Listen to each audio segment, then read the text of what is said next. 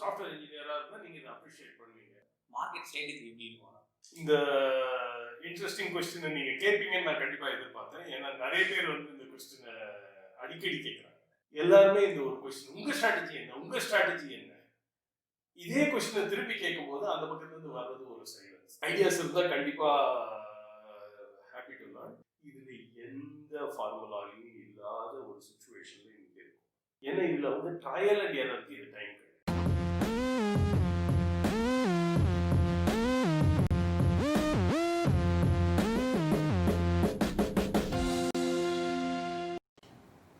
Hello viewers, welcome to Jallikaradi. இன்னைக்கு நம்ம கிட்ட போகிற டாபிக் என்னன்னு பார்த்தீங்கன்னா ஐடி இண்டஸ்ட்ரீஸ். நம்ம எல்லாருக்குமே தெரியும், இந்த COVID-19 எல்லா இண்டஸ்ட்ரியுமே அஃபெக்ட் ஆயிருக்கு. அது ஒன் ஆஃப் த இண்டஸ்ட்ரி தான் ஐடி இண்டஸ்ட்ரீஸ். ஸோ இன்னைக்கு நம்ம ஒரு முக்கியமான ஒரு பர்சனை வந்து இன்டர்வியூ பண்ண வந்திருக்கோம், அரவிந்த் ராமலிங்கம். ஸோ இவர் யாருன்னு பார்த்தீங்கன்னா வைலேட்டாவுடைய founder and CEO. Welcome madam. வணக்கம் ரவி, தேங்க்யூ. இந்த பிஸி ஷெடியூலில் எங்களுக்கு டைம் கொடுத்துருக்கீங்க. ஃபர்ஸ்ட் ஆல் அதுக்கு தேங்க்யூ. இன்னைக்கு நம்ம கவர் பண்ண போகிற டாபிக் என்னன்னு பார்த்தீங்கன்னா, காமனான பீப்புள்ஸ்க்கு என்ன மாதிரிலாம் ஐடி இண்டஸ்ட்ரீஸ் பற்றி கொஸ்டின்ஸ் இருக்குமோ அது எல்லாமே நாங்கள் ஃப்ரேம் பண்ணி அதை உங்ககிட்ட கேட்டு ஸோ அதை கொண்டு போய் சேர்க்கலான்ற ஒரு முயற்சி தான் இருக்கும். So shall we go to the topic. Topic உள்ள போகிறதுக்கு முன்னாடி உங்கள் கம்பெனி பற்றி கொஞ்சம் சொல்லுங்க. உங்கள் கம்பெனியில் என்னென்ன மாதிரியான டெவலப்மெண்ட்ஸாக பண்ணிட்டு இருக்கீங்க, கொஞ்சம் உங்கள் கம்பெனி பற்றி ஏதாவது பண்ணுங்க. கண்டிப்பாக. வேர்ல்ட் டேட்டா வந்து 2016 ஆகஸ்ட்ல ஸ்டார்ட் பண்ணோம். The idea behind it was to focus effort on building a AI-based services company. So ஏஐல நீங்கள் நிறைய ப்ராடக்ட்ஸ் பார்த்துருக்கலாம், யூடியூப்ல வீடியோஸ் இருக்கு, லிங்க்டின்ல வீடியோஸ் பார்க்குறீங்க. இதெல்லாம் வந்து are people working on specific products to solve specific solutions. Beyond that நம்ம சாஃப்ட்வேர் ஐடி இண்டஸ்ட்ரி எப்படி ஒரு சர்வீசஸ் இண்டஸ்ட்ரியா இந்தியாவில் உருவாச்சோ அது மாதிரி ஒரு டீம் பில்ட் பண்ணி ஆர்டிஃபிஷியல் இன்டெலிஜென்ஸை ஒரு service to be custom built for people's business needs. ஒரு real business problem solve பண்றதுக்கு we use various technologies. இது வந்து heavily mathematics driven and நிறைய நீங்க பாத்தீங்கன்னா AI பாத்தீங்கன்னா உள்ள போகும்போது there is statistical modeling start பண்ணி deep learning, machine learning இருக்கு. A lot of several concepts that happen today: natural language processing, image processing, video processing, and இது எல்லாமே மிஷின் லேர்னிங் அப்படின்னு வரும்போது what needs to be understood வந்து it is a rule based system கிடையாது. Software வந்து ஒரு rule based system. Machine லேர்னிங்னா என்ன லேர்ன் பண்ண போகுதுன்னா இட் லேர்ன்ஸ் த ரூல்ஸ். ஏன்னா system is extremely complex. System காம்ப்ளெக்ஸா இருக்கும்போது எல்லா ரூல்ஸுக்கும் வந்து ஒரு சாஃப்ட்வேர் இன்ஜினியரா இருந்தால் நீங்க இதை அப்ரிஷியேட் பண்ணுவீங்க. எல்லா ரூல்ஸையும் வந்து கண்டிஷனா போட்டு எழுதிட்டு இருக்க முடியாது ஒரு ஸ்டேஜுக்கு மேலே. அப்போ வந்து machine learning algorithms come into play because they learn the rules. அதனால தான் அந்த வேர்ட் லேர்னிங் சொல்றது. இப்போ we have set up a team here in Chennai to serve our clients. Team வந்து it's a mix of scientists, mathematicians, software engineers, UI designers. ஏன்னா end of the day நாங்கள் ஒரு AI சொல்யூஷனை எடுத்து அதை வந்து ஒரு இண்டஸ்ட்ரி கன்சியூம் பண்ற மாதிரி. ஸோ ஒரு ரோபோட்டை பில்ட் பண்ணி இதுதான் பண்ணும் அப்படிங்கிறத விட உங்க பிஸ்னஸுக்கு உங்க என்வாயர்மெண்ட்ல இது எப்படி ரன் பண்றது அப்படிங்கிறது பண்ணும்போது there is also software company, right? நான் முன்னாடி சொன்னது எல்லாத்துக்கும் மேல அது ஃபைனலா ஒரு கிளவுட் சொல்யூஷன் ஆகும், ஒரு ஆன் ப்ரெமிசஸ் சொல்யூஷன் ஆகும், அதோட யூஐ அதுக்கான சில software பார்ட்ஸும் we take care. So it's a end-to-end intelligent solution that we provide. இந்த மாதிரி ஒரு பேண்டமிக் சிச்சுவேஷன்ல ஐடி இண்டஸ்ட்ரியோட மார்க்கெட் ஸ்ட்ராட்டஜி எப்படி இருக்கும்? இந்த இன்ட்ரெஸ்டிங் கொஸ்டினை நீங்க கேட்பீங்கன்னு நான் கண்டிப்பா எதிர்பார்த்தேன். ஏன்னா நிறைய பேர் வந்து இந்த கொஸ்டினை அடிக்கடி கேட்கறாங்க. என்ன மட்டும் எல்லாருமே கேட்கறாங்க. அப்படின்னா எல்லார் மைண்ட்லயும் இந்த கொஸ்டின் இருக்கு. என் ஸ்டாஃப் கேட்கறாங்க, my clients ask me, my friends who I talk to, my peers who I move with, எல்லாருமே இந்த ஒரு கொஸ்டின், உங்க ஸ்ட்ராட்டஜி என்ன, உங்க ஸ்ட்ராட்டஜி என்ன, இதே கொஸ்டினை திருப்பி கேட்கும் போது அந்த பக்கத்துல இருந்து வர்றது ஒரு சைலன்ஸ் தான். அது மட்டும் கிடையாது. பட் இன்னைக்கு பாத்தீங்கன்னா மார்க்கெட்ல வந்து லாட் ஆஃப் இது வந்து வீக்காவா ரீபவுண்ட் ஆகும் மார்க்கெட், யூ கர்வா வரும், எல் ஷேப்ல இருக்கும், ஸ்வூஷ் ஷேப்ல இருக்கும், மல்டிபிள் மாடல்ஸ் பில்ட் பண்ணுறாங்க. சரி, அதுதான் எங்கள் பிஸ்னஸ் ஏரியா. இந்த statistical modelling and machine learning எல்லாம் சொன்னாங்க. இதெல்லாம் எங்கேருந்து வருதுங்கிறது கான்செப்ட் புரிஞ்சாலும் இது எல்லாமே ஹைப்போதெட்டிக்கல் சுச்சுவேஷன்ஸ். நீங்கள் வந்து பெரிய பெரிய consulting houses, people who just do business consulting, அவங்களோட அட்வைசரிஸ் போட்டுகிட்டே இருப்பாங்க. நீங்கள் மெக்கன்சியோ, ஆக்சென்ச்சரோ, யூனோ எல்லாம் பிக் 4 பிக் 6 கன்சல்டிங் கம்பெனிஸ்லேருந்து வர ஸ்டடீஸ் எல்லாம் பார்த்தீங்கன்னா ஆளாளுக்கு ஒரு 4 விதமான அப்ரோச் சொல்லுவாங்க. இவங்க ஒரு கம்பெனி சொல்கிற 4 அப்ரோச் இன்னொரு கம்பெனி சொல்கிற 4 அப்ரோச்சோட மேட்ச் ஆகும். அதுக்கு மேலே நீங்கள் CNN பார்த்தா ஒன்று வரும், ஃபாக்ஸ் நியூஸில் பார்த்தா இன்னொன்று வரும், நம்ம NDTVயில் பார்த்தீங்கன்னா ஒன்று வரும், டெக்கன் கிரானிக்கலில் பார்த்தீங்கன்னா ஒரு அப்ரோச் வரும். இதெல்லாம் பார்க்கும்போது அதோட காமனாக என்ன உங்களுக்கு புரியும் அப்படின்னா, அட்லீஸ்ட் எனக்கு என்ன புரியுதுன்னா, நிஜமாவே யாருக்குமே இது எப்படி ரெக்கவர் ஆக போகுதுன்றது தெரியாது, சொல்லவும் முடியாது. இப்படி இருக்கும்போது ஸ்ட்ராட்டஜின்னு ஒன்று ஃபார்ம் பண்ணுறது ரொம்ப கஷ்டம். சரிங்களா? இது என்ன பண்ண முடியும், என்ன ஆக போகுதுன்னே தெரியாது.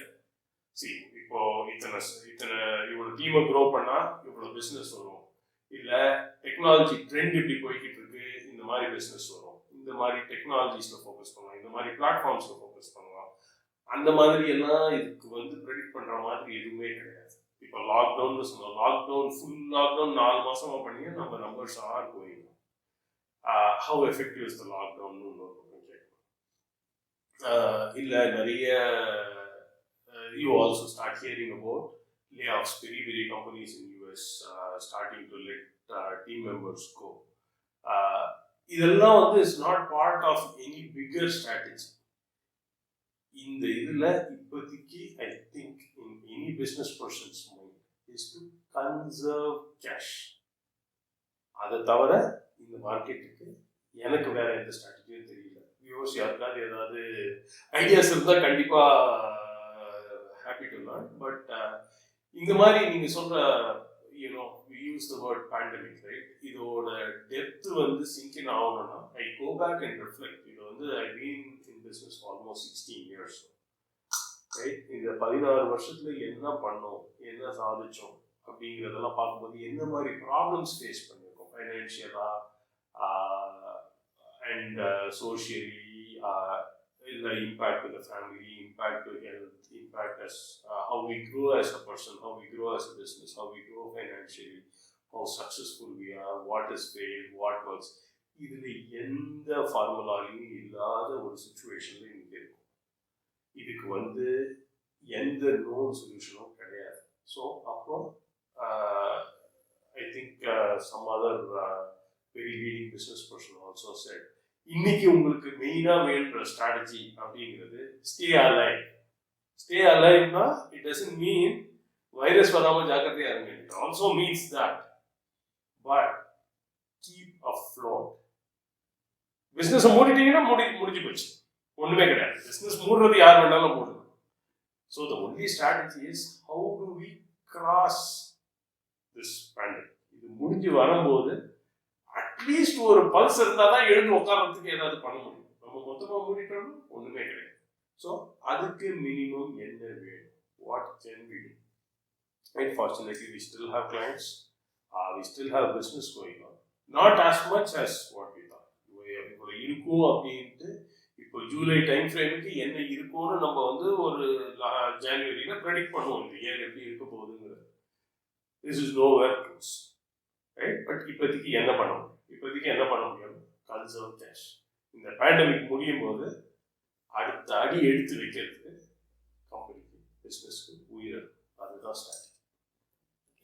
அருமையாக சொன்னீங்க. இந்த மாதிரி ஒரு சுச்சுவேஷனில் நியூவாக வந்து ஒருத்தவங்க ஸ்டார்ட் பண்ணுவாங்க வச்சுக்கோங்க, ஒரு ஸ்டார்ட் அப் கொடுக்குறாங்கன்னு வச்சுக்கோங்க, அவங்க என்ன மாதிரி டிஃபிகல்ட்டிஸ்லாம் ஃபேஸ் பண்ணுவாங்க, அவங்க என்ன மாதிரிலாம் திங்க் பண்ணி ஒரு கம்பெனி வந்து ஸ்டார்ட் பண்ணலாம்?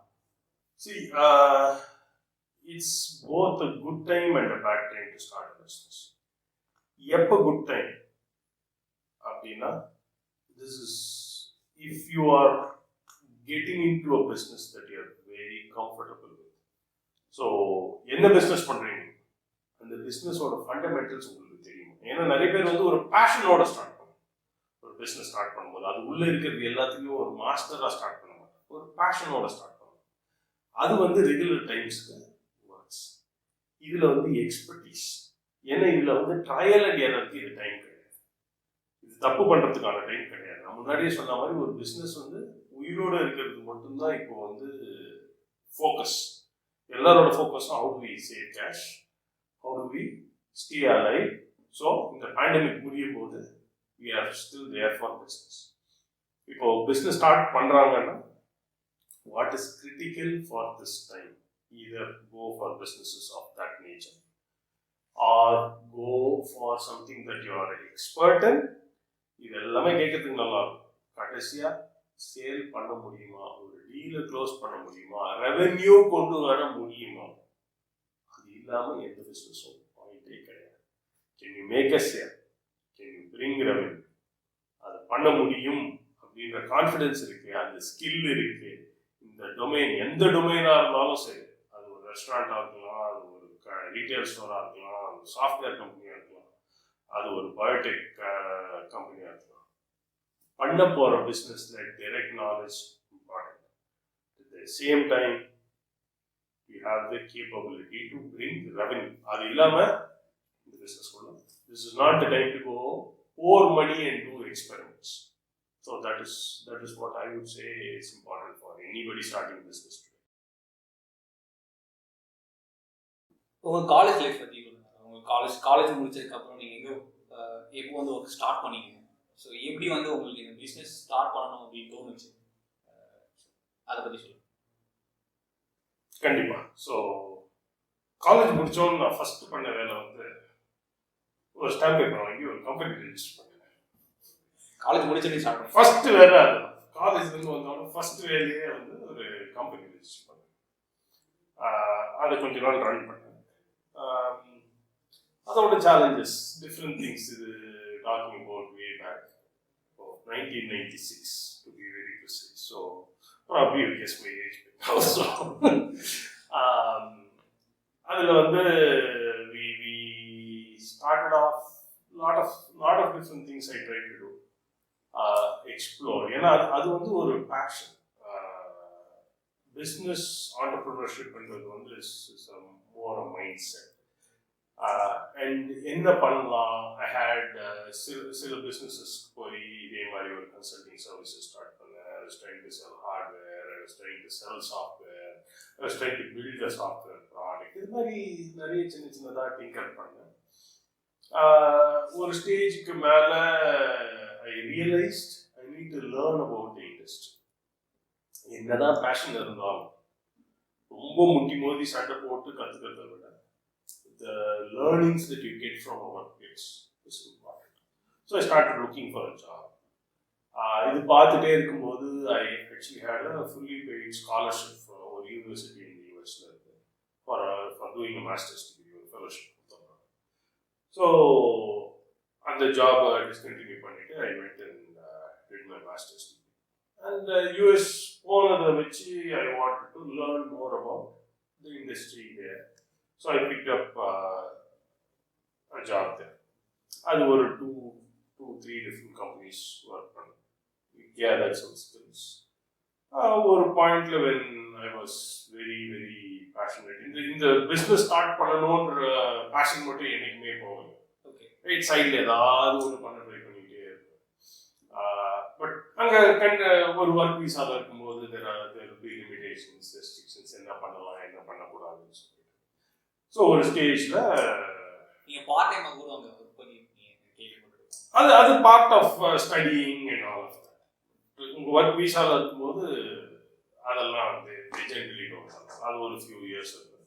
தென் I move on to go into point where I was அதுக்கு மேலே வந்து பேஷன் ஜஸ்ட் couldn't hold. அப்போ வந்து we put together a plan. இப்போ உங்களுக்கு ஜாப் வேற, பிஸ்னஸ் வேற. ஏன்னா business is lot of uncertainties. அதுதான் அங்கே இருக்குது. அந்த அன்சர்டனிட்டிஸ் தான் அங்கே இருக்குது. Right, it's like that roller coaster. எப்போ மேலே போகுது, எப்போ கீழே வரப்போகுது, எவ்வளோ ஸ்பீடாக கீழே வரப்போகுது, திரும்பி எப்போ மேலே போகுது, இதெல்லாம் ஒரு த்ரில் ஜாய் ரைட் மாதிரி. இது வந்து ரியல் லைஃப் ரோலர் கோஸ்டர் ஒரு business right. So how do you deal with you're going into unknown territory. இது எப்படி ஒன்றாம் தேதி ஆச்சுன்னா பே செக் வந்துடும் பேங்க்ல, உங்க செலவெல்லாம் பட்ஜெட் பண்ணிக்கலாம், எவ்ரிதிங் இஸ் செட். ஒரு business doesn't work that, right? அப்போ ஒரு சின்ன பேக்கப் பிளான் வந்து எப்படி பண்ணலாம்னு சொல்லி, ஸோ ஒரு சின்ன கேஷ் ரிசர்வ் இத்தனை மந்த்ஸ்க்கு இருக்கட்டும் அப்படின்னு சொல்லிட்டு ஒரு ஃபண்ட் ஒன்று கிரியேட் பண்ணிட்டு ஐ குவிட் மை ஜாப், போயிட்டு ஸ்டார்டட் அ கம்பெனி ஸ்டார்ட் பண்ணி என்ன பண்ணுறதுன்னு ஒன்றும் தெரியல. என்னென்னோ பல ideas, but the real thing is it's not about all the ideas, it's about the execution. இன்னைக்கு business, this is what I tell other people who try to do startups. Idea இருக்கிறதுனால அது start up இல்லை. Idea தான் start அப்ன்றதெல்லாம் வந்து 30 வருஷம் முன்னாடி தர. இன்னைக்கு வந்து எக்ஸிக்யூஷன் தான் start up. You have the capability to build the product and more importantly, going back to my old point, sell the product. Right? Execution இதுதான் இன்னைக்கு வந்து value. Right? So execution, where I needed my first break. So நானே என் பிசினஸ்ல ஒரு consultant. I started consulting for my clients. Okay. With again, another point. See, நான் சொன்ன answers எல்லாமே drawing back on my life. Right? I took my most valuable skill and honed it. Okay. And I went and became a consultant, consulting on that specific skill. Right? So that is where my business journey started. அது கொஞ்சம் யூஎஸ்ல stabilise ஆனோம். I moved back to India. ஏன்னா என்னைக்குமே the heart was always in Chennai. மெட்ராஸுக்கு வந்தோம். அது வந்து it's always was in the heart. So I still continue to run my businesses in the US. Most of the services get done here, and most of our clients are in the US also. Oh, this has been the journey. First Citrus is run பண்ணிட்டு இருந்தோம். We spun that out as Diligence Squad. இப்போ we are running World Data, and I have my other business interests. I have interest in real estate, lot of interest in agriculture. Thuthukudi district, within district landed. We recently started actually farming activities there. So உண்மையிலே கேட்கறதுக்கு ரொம்ப surprising இருக்கு. அக்ரிகல்ச்சர்ல வந்து இந்த அளவு interest காட்டுறது, so கார்பரேட்ல இருந்து அக்ரிகல்ச்சர்ல interest காட்டுறது உண்மையிலே ஒரு ஹெல்த்தியான விஷயம். ஸோ எல்லாருமே வந்து ஃபாலோ பண்ணா மேபி நல்லா இருக்கும் ஃபியூச்சர்ஸ். எல்லாமே எல்லாருக்குமே கிடையாது, ரைட்? எனக்கே கூட அது சூட்டபுளாக தெரியாது, but I willing to expect.